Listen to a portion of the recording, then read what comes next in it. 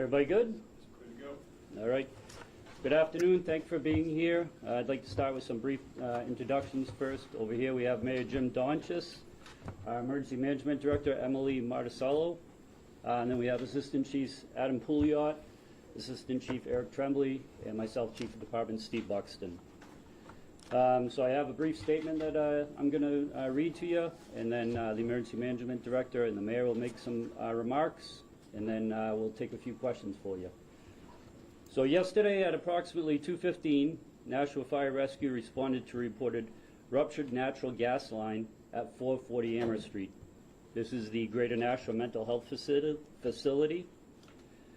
Crews arrived on scene to reports of heavy smell of natural gas and a loud hissing sound. Firefighters immediately began investigating and taking steps to mitigate the hazards. Tragically, within minutes of our arrival, a natural gas explosion occurred. As a result of that explosion, 3 Nashua firefighters were injured and the building caught fire. First and foremost, I want to speak about our injured members. All 3 firefighters were transported to a hospital with significant non-life-threatening injuries. 1 member was treated and discharged last evening. 2 were held overnight for observation. And we are thankful for the outstanding care they are receiving, and we are grateful that their injuries are not to be considered life-threatening.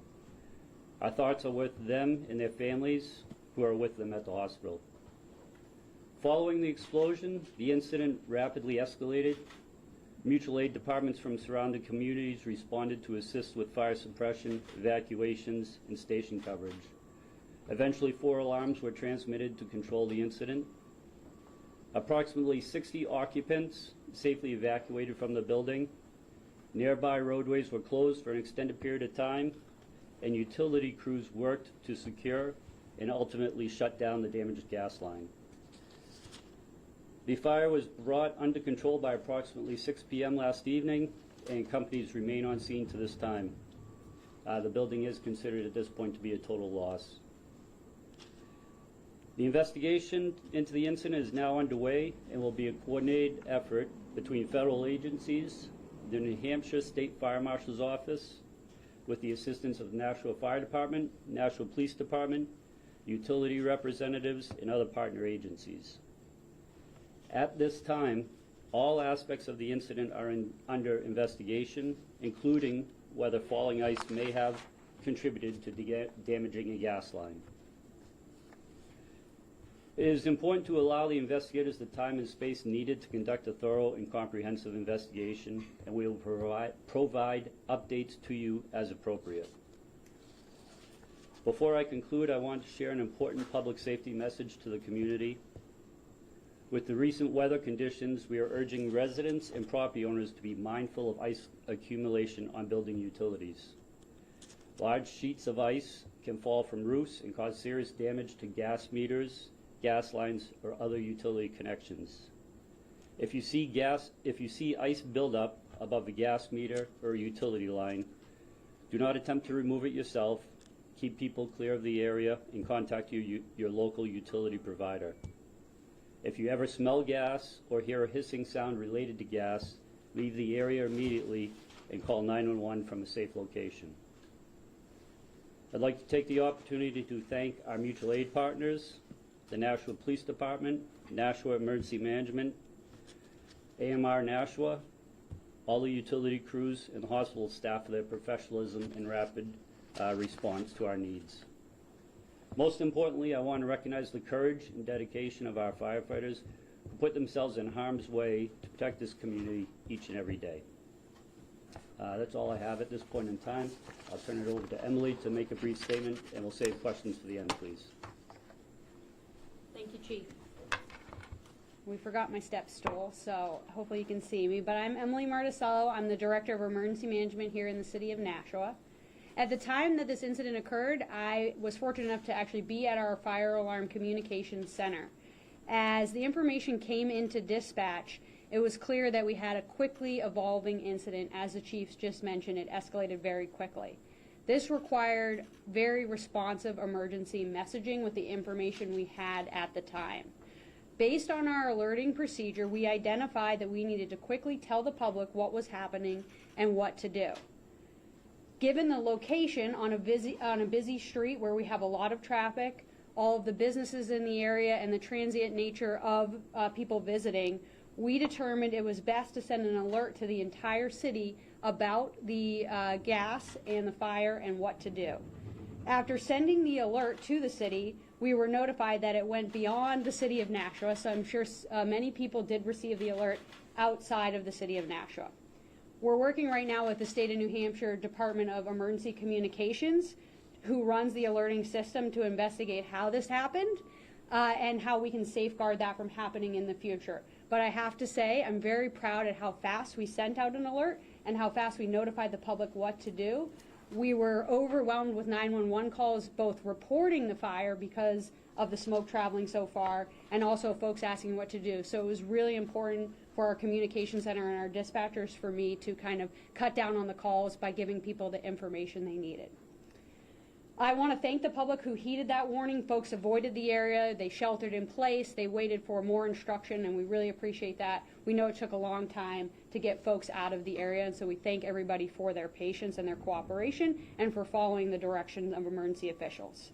At that point, I went to the command post to support Chief Buxton and the team down there, and it was quickly gathered that we needed to do full accountability. As the chief said, we had approximately 60 people who evacuated in a hurry, and it's really important in this situation that we really account for everybody down to the last person. So we worked with the Greater Nashua Mental Health along with the Nashua Police Department to do a full accounting of every person that was in that building. And as you heard, it took time. It was not a process to be rushed. We could not miss anyone. So we took our time and we thoroughly vetted those lists. I want to thank the Nashua Police Department. They did an excellent job making sure we cross-checked every car, person, log that we had of who was in that building, and we successfully confirmed that everybody made it out. We also called in our partners from the American Red Cross. It was very cold that night. We had a lot of responders on scene.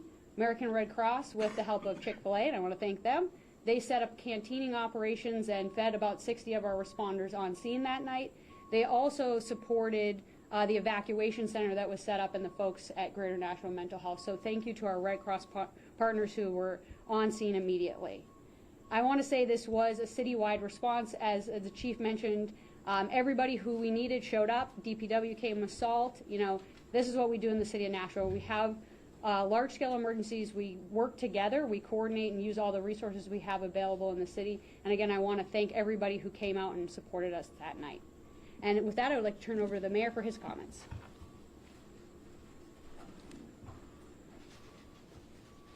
Well, first I want to say that Nashuans, the people of Nashua, are thinking and praying for the 3 firefighters who were injured, and we are hoping for a speedy recovery and hoping that they get out of the hospital as soon as possible.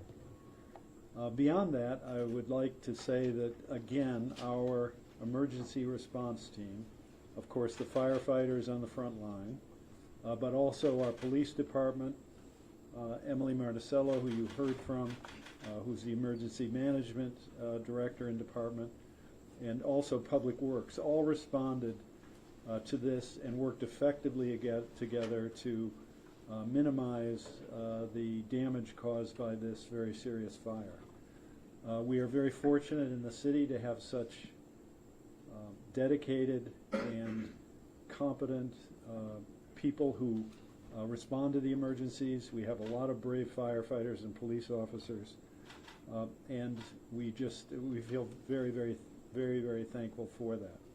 We have had, now this is our 3rd big incident in the last few months. We had a big fire down on Vine Street, which is not far from here, in early December, and then last fall we had the shooting at Sky Meadow. And in all 3 of these cases, our emergency personnel have worked very effectively together to develop a really great response. So we're proud of our emergency personnel. We're just glad that no one was killed. And again, back to the beginning, we're really hoping for our firefighters to recover as soon as possible. Thank you very much. All right, at this time, we can open up to questions. Chief, just wondering, your firefighters arrived on the scene to the smell of gas, and were they physically inside the building when it exploded, or were they on the approach? And were they pushed back, or what happened to them? I believe they were on the exterior of the building when the explosion occurred. I don't have all of the details of what took place upon their arrival, but what we know at this point in time leads me to believe they were on the exterior of the building, in the area of the gas line.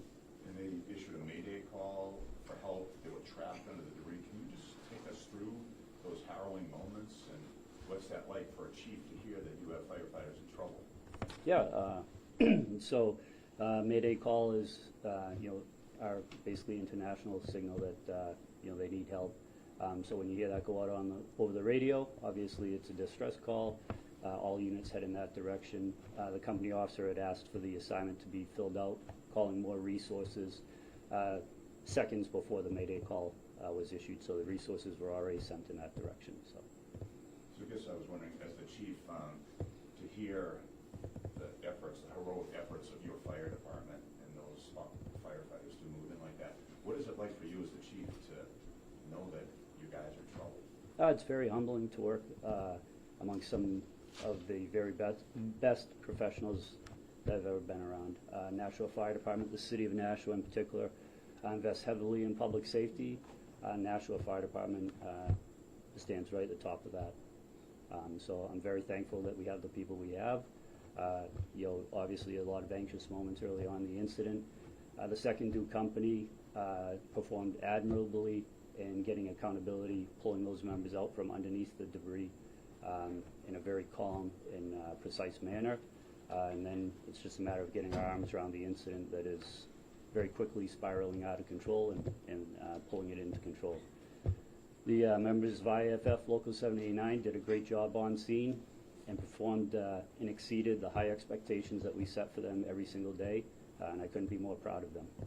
Chief, this sounded like a very successful operation. Can you talk about the training that your department does, as well as the multi-agency training that you guys all do to make sure outcomes look like this? Yeah, certainly. So extensive amount of time in the life of a firefighter is spent training. Preparing for response, actually going on responses, reviewing the responses we go on, and figuring out ways that we could do things better. Thanks to Emily, we do a lot of coordinating training here within the city, and as the mayor pointed out, we've had several significant incidents in the past month and a half, 2 months, and that coordinated training and the investment made by the city that has been going on for years. This is not something that we recently started. This training has been going on for years. Is the key to our success. Chief, is the organization cooperating? Had they been maintaining the building before ice dams? Was someone doing any work on the building at the time of the incident pertaining to the gas? I can't speak to that at this point in time. Was it the meter that might have gotten hit? Is that the focus of the attention? I can't speak to that at this point in time. Chief, can you talk about how quickly the building blew up and the fact that 60 people made it out alive? Yeah, it's pretty extraordinary when you think about it, that amount of people evacuated the building. Most of them have removed themselves prior to the arrival of the fire department. And if I know a number of you have been up there to the scene, but the explosion itself actually knocked the brick facade off of a good portion of the building. So that's a pretty tremendous force that took place there. Miracle? Would you call it a miracle? That many people got out of there with nobody getting killed or injured, besides the firefighters. Yeah, real close to a miracle. Chief, based on radio traffic, it sounded like you had a lot of water supply issues initially because the hydrants either being frozen or buried. Can you speak to that? Yep. As you know, we recently experienced a significant amount of snowfall. Here in the city of Nashua, we shovel hydrants. The fire companies go out after the storm and clear the hydrants. The primary hydrant for that incident had been hit by a snowplow, and while at first glance it didn't look like it had an issue, when they began working on it, they realized that it was not going to be a good hydrant, so to speak. The next hydrant they took was on private property, and that also was not sustainable, wouldn't flow water, so they had to pivot and proceed the other way out Amherst Street. So the first hydrant we were able to utilize for water supply was in front of Portland Glass. probably about 500 feet up from the scene. Chief, do you know how much time there was between the first report of the gas leak and when the explosion actually occurred? Like what the time frame was there? I don't have that information with me currently. It was the people inside that first felt the gas leak. What happens to those people that were going to that facility? Where do they turn to? So we did receive, the first report was from somebody inside the facility. I'm not sure I understand the second part of your question. That attend this facility, where would they go next, and what happens to them? Emily will field that. Yeah, I can answer that. So Greater Nashua Mental Health put out information this morning for any of their patients who had appointments for that facility to call them to reschedule. They're taking some time with their staff. Obviously, they were greatly impacted by this incident. They have 2 other facilities that are up and operational. So any patients of Greater Nashua Mental Health who had an appointment, they call them directly, and they're working on getting those appointments rescheduled. I wanted to mention that the alert was sent to other places Mhm. outside of Nashua. Can you tell us where those towns were that people received the alert? Yes, it appears that when I sent the alert to the city, it actually ended up going as far as the entire Hillsborough County. So we're investigating with the state Department of 911, who maintains our alerting system, how the alert was able to go out beyond the city boundaries. Again, I issued what's called a wireless emergency alert. And that is, it pings any phone that's in the area that is set. It was set to the city, and again, it looks like it appeared to have gone to the entire county. So we're working on how that happened, but we are just grateful that everybody did get the alert in a timely manner. Can you talk about the blast itself again, because it seemed like it happened pretty quickly, so can you just explain, there's a hissing sound, someone smells gas, and then is there an ignition source? What causes the actual physical explosion? That will all be part of the investigation. The explosion happened minutes after our arrival on scene, and you can imagine travel time and emergency response. That's probably about a 4-minute response for us out in that area. So it's just a matter of the gas, finding an ignition source and the right mixture of gas and air for the explosion to take place. But they'll all be spelled out as part of the investigation, I would assume. I guess I was wondering, but there would have to be an ignition source because, there could be gas here. Yep, but that could be a mechanical source within the building, a heating system, a water heater. It could be a multitude of things.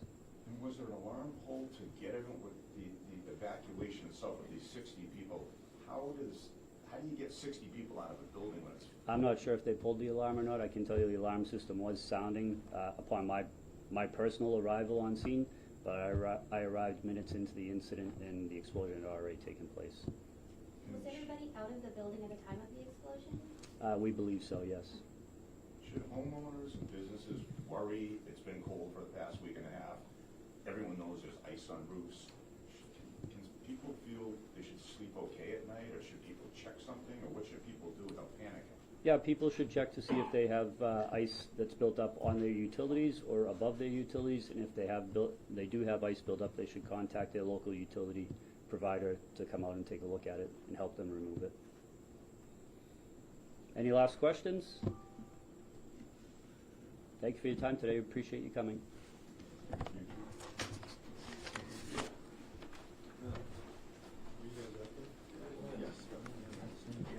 And they are. Wait, I'm going to give you my card. I'm just going to give you my card. That's why I brought this.